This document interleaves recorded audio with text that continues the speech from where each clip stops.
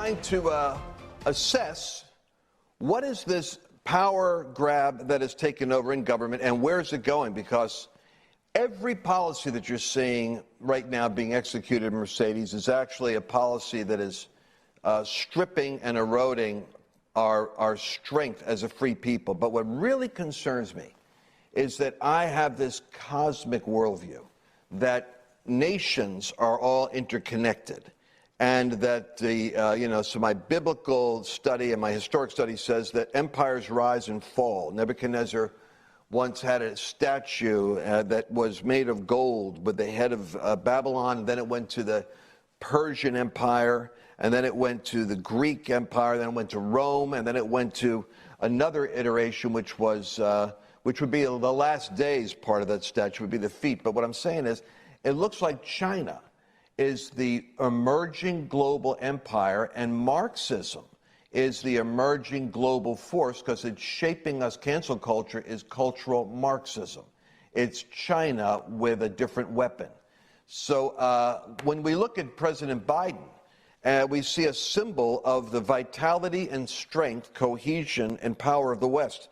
With Trump, there was a global sense of caution and restraint in dealing with him. It was a vibrant general in his own army. With Biden, I fear that they now see and smell weakness, and they probably believe that the election was manipulated themselves and that they're dealing with a weak regime that has no moral authority. That's how they're talking to us globally. So what set this up symbolically, as you showed me this week, is Biden's dance routine on the tarmac and on the steps going up to Air Force One. What happened? Yeah, well, there were a couple of things that happened this week. So, I mean, obviously, you've got this scene where he's going up the steps and he trips not once, not twice, but actually 3 times he took a tumble there. And then we also had this moment this week where he was giving a speech on the vaccinations, and I think we have this clip as well. Let's go ahead and play that one. Now, when President Harris and I took...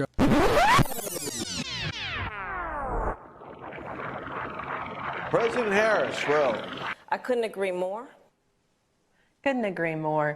And so you've got these incidents happening that has a lot of people wondering. Also, he's not taking very many questions. I mean, that was kind of the big news, I think, the beginning of this week, last weekend. He hasn't taken any questions from the press, hasn't done his own presser.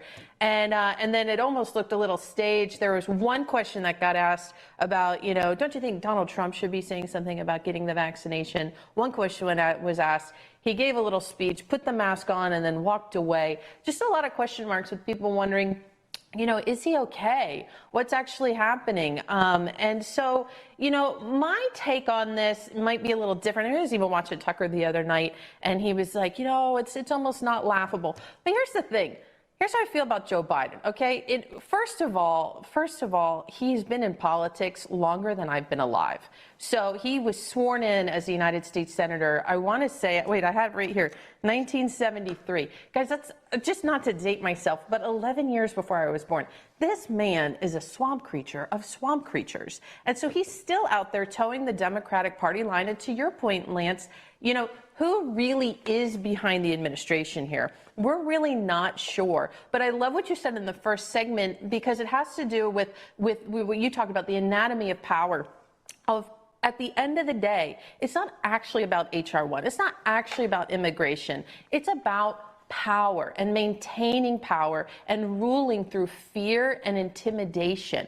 And so, Lance, that's what I love what you talked about. You actually put, honestly, I'm going to brag on you here. You put it in the book. You said the coercive power they'll rule with is fear. The compensatory power they'll rule with is greed. And then the conditional power will be deception. And so how many times do we see that in the media? Just lie after lie after lie. And so the thing that I struggle with as Republicans when we're out here saying, oh, is he okay? Oh, don't laugh at him. Don't laugh at it. It's sad. It's senior abuse. I'm like, he's still doing the thing that he's done for decades, and he's towing the Democratic line, and he's signing executive order after executive order. I'm going to hold him accountable. And you know what? I'm going to laugh at him because he laughed at Donald Trump. And I got those clips too. Let's play the one of him making fun of Trump walking down the ramp. Look at how he steps and look how I step. Watch how I run up ramps and he stumbles down ramps, okay? Come on. Yeah, so listen, this was during the campaign he's making. He's not some innocent, helpless old Joe Biden. And then actually, he put it in a campaign ad. Can we run the 10 seconds of that campaign ad? Some people are always in a hurry. They run when they could walk, race up steps when others take it slow. When Joe Biden's president, America is just going to have to keep up. Yeah, or just slow down, Joe. Stop running up steps. Who runs everywhere? You know, I feel like that's a comedy sketch. So with that said, and I've given you my reasons of why I'm going to laugh at Joe Biden, America's Funniest Home Video style, because there's a whole genre of comedy of slapstick people falling down. I think we missed something in the first clip. Could we just play that one more time? I don't know if you caught this or not, but let's play that.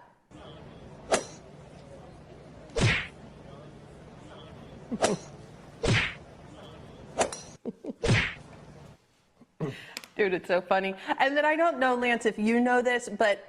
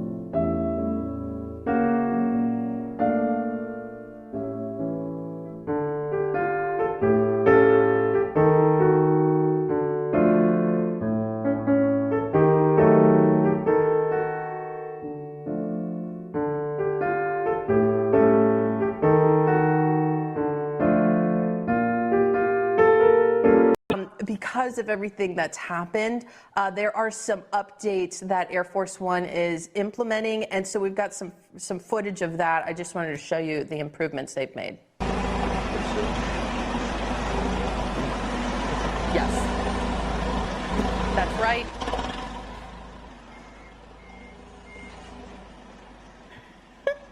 You got to laugh at that. You got to laugh at that. I'm going to now call it Chair Force One instead of Air Force One with an improvement like that. So anyways, Lance, you know, I just wanted to give you the rundown on all of the presidential gaffes this week, and I'm going to laugh at it. And I would encourage you to do it too. And as Republicans, I don't think we should be playing into this narrative of, oh, poor old helpless Joe. I mean, he's not poor old helpless Joe. He's exactly where he's supposed to be. He's exactly where he wanted to be.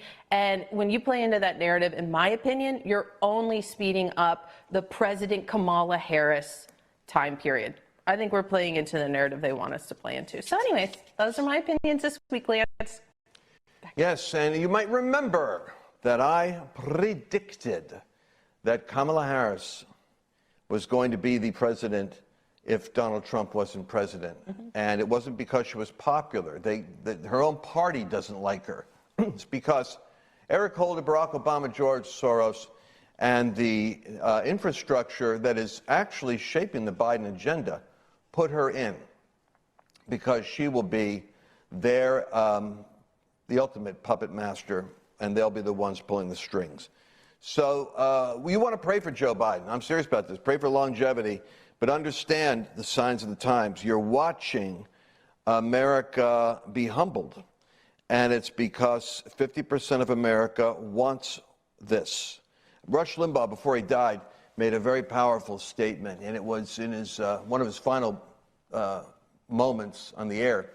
He said he didn't doubt that there was election interference. He said, but that doesn't change the fact that 50% of the Senate, 50% of Congress is a reflection of the fact that 50% of America wants these policies. We're in a battle, literally, of persuasion. Us talking to ourselves is important because we have to be informed, and we can't be in despair, and we can't be going down rabbit trails. It's like we want to have that action, action, action idea that Churchill said, and the Bannon's War Room talks about. But we have to have action, and it's intelligent. In the balance of global power, when a president stumbles, they look weak. When a leader of a pack looks weak, the other wolves start to mistreat it. That's the danger of a weak-looking president.